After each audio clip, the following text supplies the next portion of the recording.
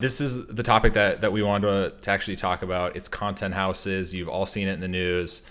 Some of the most notable ones: Sway House, Hype House, Team 10. We want to get a little bit into the business model, why we think it works, some things and some reasons why it doesn't work and it hasn't worked. So that's kind of what we want to start with. So Blake, Hype House, Sway House, we're seeing this in TikTok. Definitely not the first like iteration or wave of content houses that we've seen. In your opinion, who's someone that is doing it right at the moment? Oh wow, it's a really good question. I think it really depends on the intent. It seems like a lot of these content houses are doing it is just like, let's really all just collaborate and we'll try and just make as much great content. We'll all blow up together. I mean, as you probably have seen with Hype House, like the biggest stars ultimately just leave. But I think right now the ones that have done it the best. And maybe like I can't even think of anyone that's doing it amazing right now. But if I look back at sort of the earlier days of YouTube, I think like Optic was probably the best example, or maybe FaZe right now is one of the best examples where they still have kept that core. FaZe New York House was like very iconic in the early stages of YouTube, and I think there's still a lot of that's still shown. I mean, Clout House and all of that, they've always done a really good job of keeping that core together. It really depends of how you define success, because like you could define Hype House and Sway House as massive successes in the fact that they are doing really well and getting tons of engagement and tons of talk about it. But like from a business model, it's unclear which of these is actually like the best way to do it. So I'm curious to get your thoughts on that. So I've heard a lot of pitches about content houses over the last 5 years. And the one thing that stays constant is everyone wants to turn it into a media company. Everyone says this to me. I think Hype House has now realized that this is just a place for people to hang out.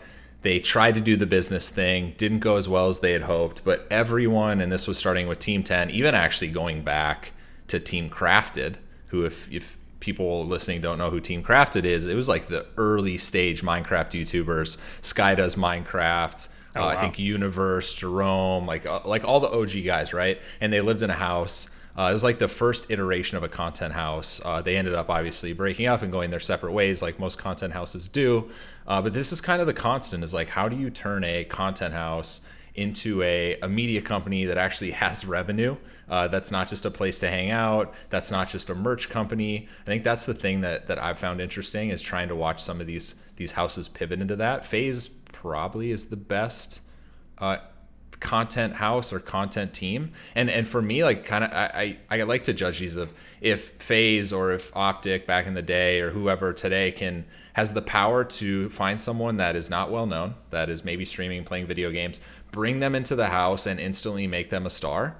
I think that's what content houses have done very well. That's what Team 10 did very, very well. And that's what FaZe has now. They have like the power to grab some random streamer off Twitch or someone off YouTube who nobody really knows outside of maybe a couple thousand people, and make them a success on the first day within the content house. So if that's how we're judging success, then I feel like there's a lot of good examples.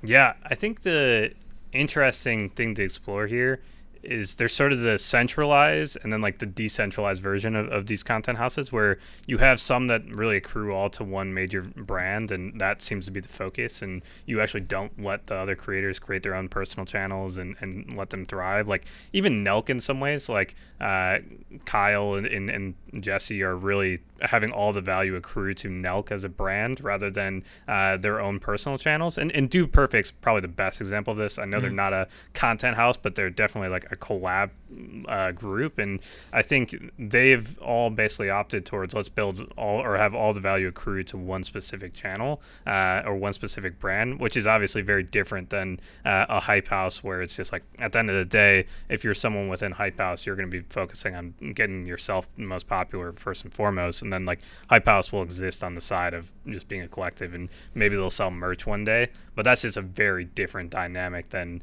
having all the value accrue to one specific brand. And I think that's something that we're going to see more and more of, like this bifurcation of some people realizing there is a ton of value in just pulling all of our resources and time into one specific thing versus all of just investing in our own personal channels. Because I think that's why they ultimately break apart, is the one person just ends up blowing up and they're like, okay, I'm out. Like, there's no need for me to stay in this. And you saw with Addison and Charlie and Hype House, and I'm sure we'll see more within all of these TikTok houses. Yeah, well, the ideal scenario for Nelk is, and probably Dude Perfect, to be honest, and they made a conscious decision early on that this was a team thing. This wasn't an individual thing.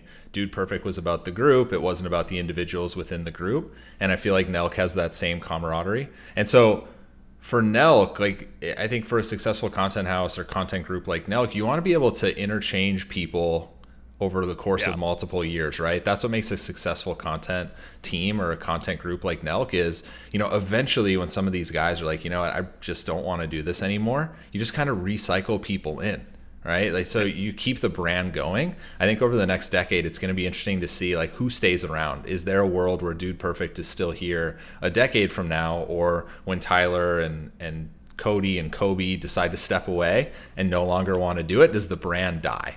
Right? I think that's the question. I don't know yet. I don't think we've seen a situation yet where someone's recycled in new talent and kept a brand alive. So that'll be interesting to see over the course of the next few years as some of these people cycle in and out. Yeah, and I think FaZe has actually done a really good job here. Like, I think FaZe, obviously we saw the first iteration of FaZe House with like Rain and Adapt and Banks and these people. And I mean, there's tons of people now that only know FaZe probably through like Rug, or random people that have joined later on. And I think that's super, super powerful for them, and probably one of the best indicators that they're onto something really massive, and that like everyone just knows what FaZe is, and they've leveraged the fact that all of those guys were really big stars early on, and that helps sort of create this next generation. And obviously they're still active, but there's a ton of room for new people to grow and become the next Banks or Adapt within FaZe, and I think that's really, really interesting.